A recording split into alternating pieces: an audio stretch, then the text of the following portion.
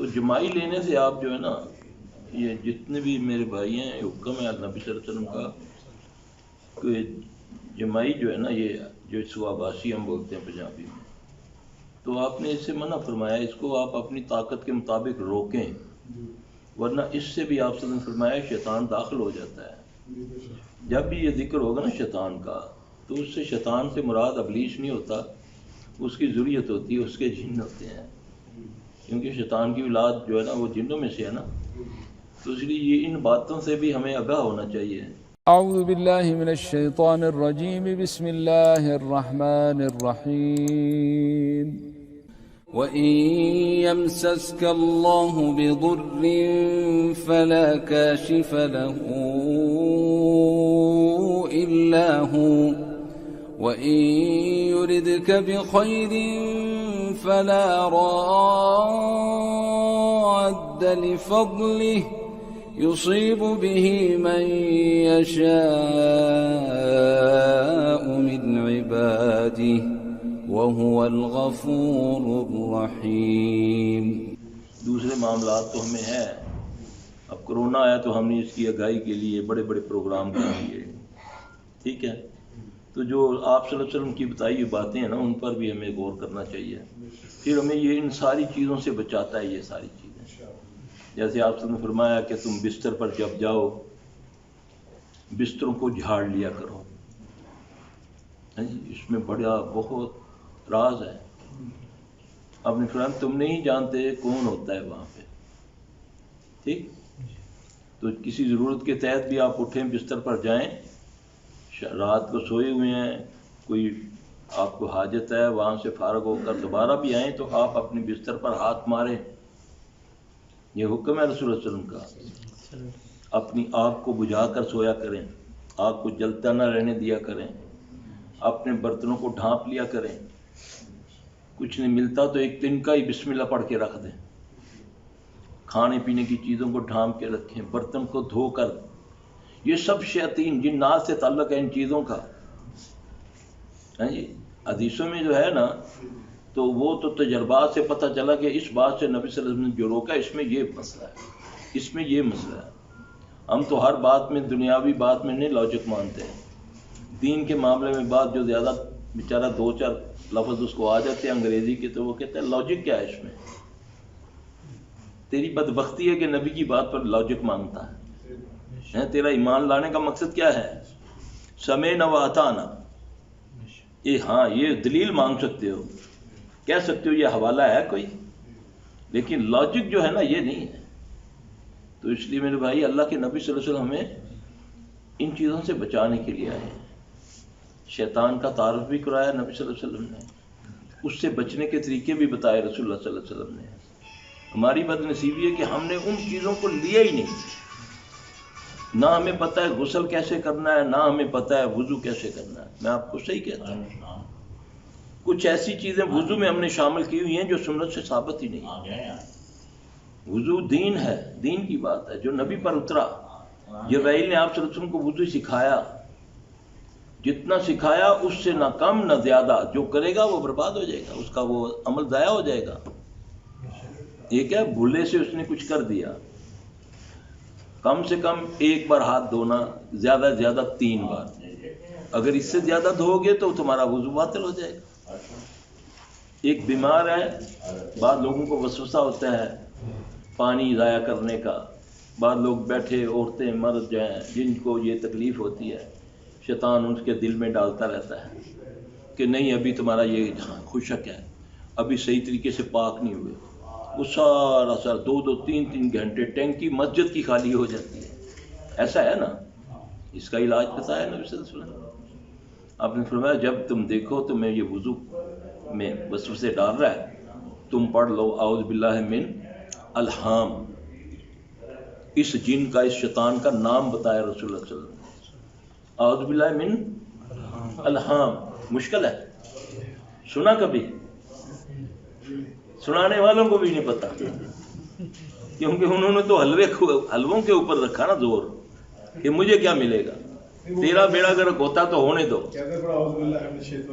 نہیں، وہ دیکھیں نا جو نبی نے بتایا وہ کریں گے نا، اس کا نام ہے، اس شیطان جن کا نام بتایا نا کہ ولہان، اس کا نام ہے جو تمہارا نماز میں وسوسے ڈالتا ہے، ڈالتے ہیں نا وسوسے۔ ایک بندہ کہتا ہے جی میں جب بیٹھا رہتا ہوں، جب وضو کرتا ہوں تو ایک دم پیٹ میں ہوا شروع ہو جاتی ہے، ایسا ہوتا ہے نا، ایسا لگتا ہے جیسے پیشاب کا قطرہ آنا شروع ہو گیا، ایسا ہے۔ اس کا علاج بتایا نا ہم نے، نبی صلی اللہ علیہ وسلم کو فالو کب کیا ہے؟ ہم نے تو بڑوں کو فالو کیا اپنے، ہمارے بڑے ایسا کرتے ہیں، ہم اس لیے ایسا کرتے ہیں۔ دین میں بڑوں کی دلیل نہیں ہوتی، کوئی بڑے سے بڑا بھی آ جائے محمد صلی اللہ علیہ وسلم کے ساتھ نہیں مل سکتا، یہ یاد رکھنا، اس کو دین کہتے ہیں۔ اب آپ نے فرمایا مجھ کو جب وضو سکھایا جبرائیل نے، اللہ کے نبی صلی اللہ علیہ وسلم آتے ہیں، مجھ کو وضو کس نے سکھایا؟ اللہ کی طرف سے، جبرائیل اللہ کی طرف سے آتے ہیں۔ تو وضو کرنے کے بعد چلو پانی کا لے کر اپنے آسن پر چھینٹے مار لیں، یہ تمہاری ان ساری بیماریوں کا علاج ہے، نہیں؟ حدیث میں ہے۔ ہم نے وہ چیز شامل کر لی، یہ ثابت ہی نہیں ہے وضو میں، یہ کہاں سے لے لیا؟ ہاں جی، کوئی ثابت کر کے دکھائے نہ، نہیں جی ہمارے بڑے کرتے تھے۔ جو وضو طریقہ جو نبی صلی اللہ علیہ وسلم کی بات ہے، اس سے کم کرو گے تب بھی برباد ہو جاؤ گے، اس سے زیادہ کرو گے تب بھی۔ آپ صلی اللہ علیہ وسلم نے فرمایا حوض کوثر پہ قیامت کے روز میں اپنی امت کو پانی پلاتا ہوں گا، میری امت کے گروہ در گروہ میری طرف آتے جائیں گے، اللہ ہمیں ان میں سے کر دے۔ ایک گروہ کو میری طرف آنے سے روک لیا جائے گا، حالانکہ ان کی پہچان ہوگی، میں پہچانوں گا کہ یہ میرے امتی ہیں، کیونکہ آپ نے بتایا نا کہ میں اپنی امت کو پہچانوں گا کیسے؟ نہیں، کیسے ہوگا؟ فیس بک سے پہچانوں گا۔ کس سے؟ میں اس کا ترجمہ کرنے لگا ہوں نا۔ فیس کہتے ہیں چہرے کو، بک کہتے ہیں کتاب کو۔ جس میری امت کے جن بندوں کا چہرہ وضو سے چمکتا ہوگا، وضو آدمی کب کرتا ہے؟ جب نماز پڑھتا ہے۔ جو نماز نہیں پڑھتے ان کے چہروں پر کیا ہوگا؟ میں تو اپنی امت کو ان چیزوں سے پہچانوں گا، اور ان کے دائیں ہاتھ میں کتاب ہوگی، یہ میری امت کی نشانی ہوگی۔ ہم بھی فیس بک پہ بیٹھے ہوئے ہیں، بیٹھتے ہیں نا، اس میں ہم اپنا اللہ ماشاءاللہ سب کی بات نہیں کرتا، چہرہ کالا کر رہے ہیں غلط باتیں پھیلا کے، ہے نا، ہے تو فیس بک کی ہے۔ چہرہ اس کا چمکے گا جو وضو کرے گا، اچھے کام کرے گا، نماز پڑھے گا۔ ظاہر ہے وضو نماز کے لیے کیا جاتا ہے جی۔ پھر اس کے دائیں ہاتھ میں نامہ اعمال ہوگا، اس کے دائیں ہاتھ میں کتاب ہوگی نامہ اعمال کی۔ یہ فیس بک ہے نبی کا صلی اللہ علیہ وسلم، ٹھیک ہے۔ ایک گروہ کو میری طرف روک دیا جائے گا، میں کہوں گا آنے دو، یہ مجھ میں سے ہیں۔ آواز آئے گی ہم جانتے ہیں کہ یہ آپ میں سے ہیں، مگر یہ وہ لوگ ہیں آپ کے دنیا سے جانے کے بعد انہوں نے آپ کے دین میں کمیاں اور زیادتیاں کر دی تھی۔ وہاں پر میں چہرہ پھیر کر کہوں گا سوہکن سوہکن سوہکن۔ میں اس کا ترجمہ کرتا ہوں، آپ کہہ گئے دفع کرو ان کو، دفع کرو۔ جب روزے میں حشر حوض کوثر پر نبی صلی اللہ علیہ وسلم دتکار دیں گے تو اس کو کوئی ٹھکانہ ملے گا؟ یہ تو آپ نے فرمایا میری امت میں سے گروہ ہوگا نا۔ دعا مانگو اللہ تعالی ہمیں بدعات سے بچائے۔ بدعت شرک کی بنیاد ہے، جڑ ہے۔